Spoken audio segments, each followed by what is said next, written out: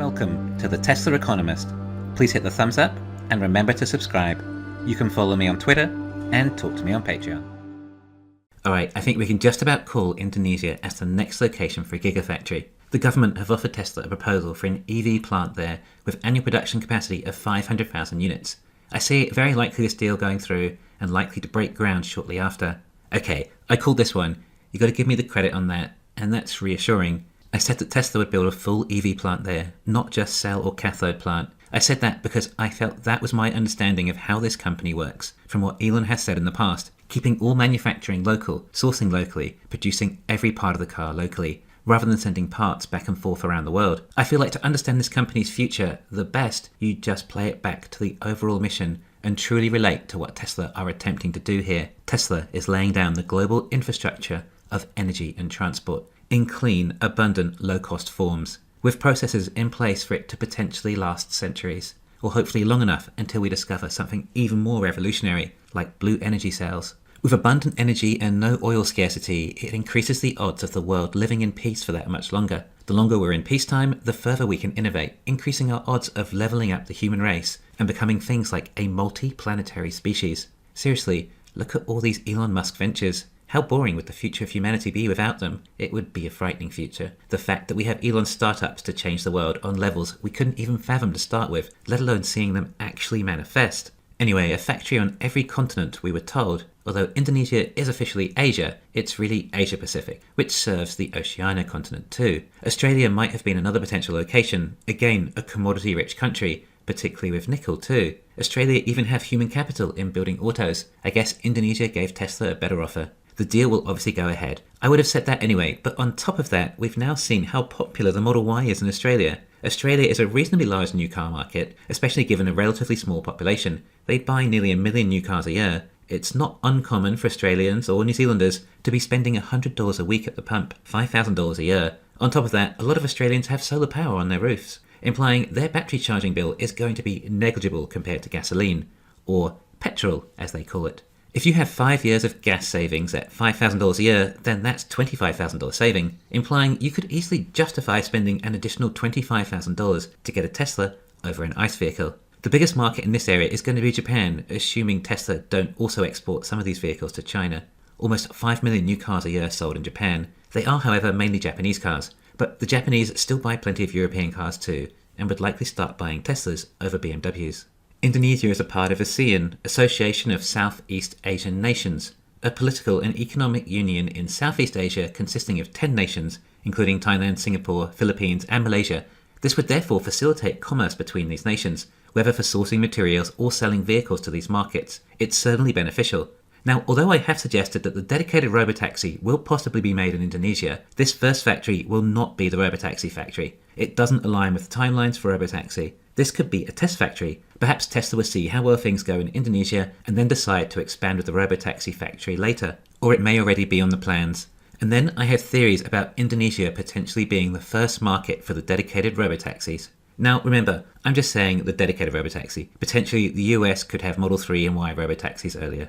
But this all depends on your views on when FSD or Robotaxis will actually be up and running. I'm not credible enough in AI to have an opinion. I also can't get FSD beta to test it out firsthand. There are plenty of people more credible in FSD than me, which is why, in case you hadn't noticed, I don't talk about it too much, or do any company valuations based on FSD and Robotaxis. I can value this company from auto sales alone to know it's going to be big. Everything else is just a massive bonus. Those in the community that do specialise in beta testing or AI seem quite bullish on FSD. Also, the ones who know the most, Tesla, are making massive multi-billion-dollar moves on it coming into fruition over the next couple of years. Personally, I am of the belief it can be done in a couple of years, but I am happy with my investment either way. What vehicles do we expect from this factory then? Well, I think it's obviously going to be similar to Berlin and Texas. We will see the new 4680 Model Y come out of here. We'll just assume it's another 4680 Model Y all-wheel drive and likely the same specifications as Texas, although we don't entirely know what they are yet. Of course, we wouldn't expect Tesla to stop at one factory. This will be built out with numerous fabs like Shanghai, and like Berlin and Texas will be too. It's highly possible a Model 3 factory will be built here, 4680 Model 3, although I would also expect it to be a medium range, perhaps low 300 miles, as to not compete with the long-range, performance or standard. I would say it would come in at the sweet spot again. It's starting to get difficult to keep consistent products with so many different variations of batteries and in different markets too. I expect Tesla to eventually consolidate factories and cell types when cell production is more established. I don't think the Cybertruck will be produced in Indonesia. There may not be the market for it. However, there is the possibility that the semi-truck is produced here. I'm not really sure. I think it most likely be produced nearer the target market, which will be the US to start with. It's a really big, heavy item to have to ship across the Pacific Ocean. On the other hand, the semi-trucks need a ridiculous amount of nickel, which Indonesia has. So, not entirely sure. Now, it would seem Tesla are going with their 500,000 units a year figure again that they like to use. Same alleged capacity for Berlin, similar in Texas for the Model Y too. Likely one car around 45 seconds claimed. And we've been here before, haven't we? Then I remind you that Giga Berlin has about a 65% larger footprint than Giga Shanghai Model Y factory, and we're not even including the volume. Not to mention front castings and structural battery pack production eventually. And we were told that the Shanghai Model Y factory would have a capacity of 200,000 a year, when they're now almost at that rate, a quarter. This was some serious evidence of sandbagging. There's no way you can underestimate the factory capacity by 3 times. So we jump to the conclusion that Berlin is also being sandbagged, judging by the size of it, and sure, Texas too. Besides, if these factories are only going to do 500,000 a year, that is not going to be enough for the mission. Generally, a lot of the community tends to think that these factories are going to be closer to 2 million capacity, and in the past, Elon has talked about how he intends on increasing production line speed over time. Make no mistake, this is another gigafactory. I think something similar in size to Berlin, possibly smaller now due to more improvements, but also potentially with the battery factory built inside. A new gigafactory announced I'm sure would usually move the stock perhaps 5% or so, and if in reality it ends up being close to 2 million units a year produced, then that would be about an extra $20 billion in profit a year if Tesla made a net profit of $10,000 per vehicle. Now, if the other 4 factories all closed down, and this was the only factory up and running, then at today's market valuation, at least at the time of this video, that would give Tesla a PE ratio of just 35. I think it's important to gain some perspective in times like these. The economy is looking bad, a lot of people are going to hurt through this, but hopefully you are financially savvy and prepared for this.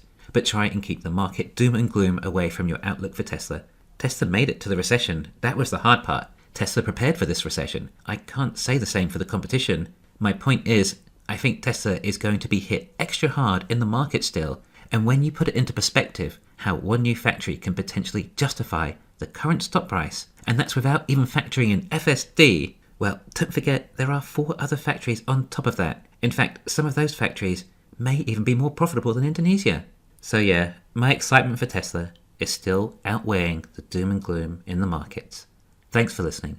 Please hit the thumbs up and subscribe. You can follow me on Twitter and talk to me on Patreon.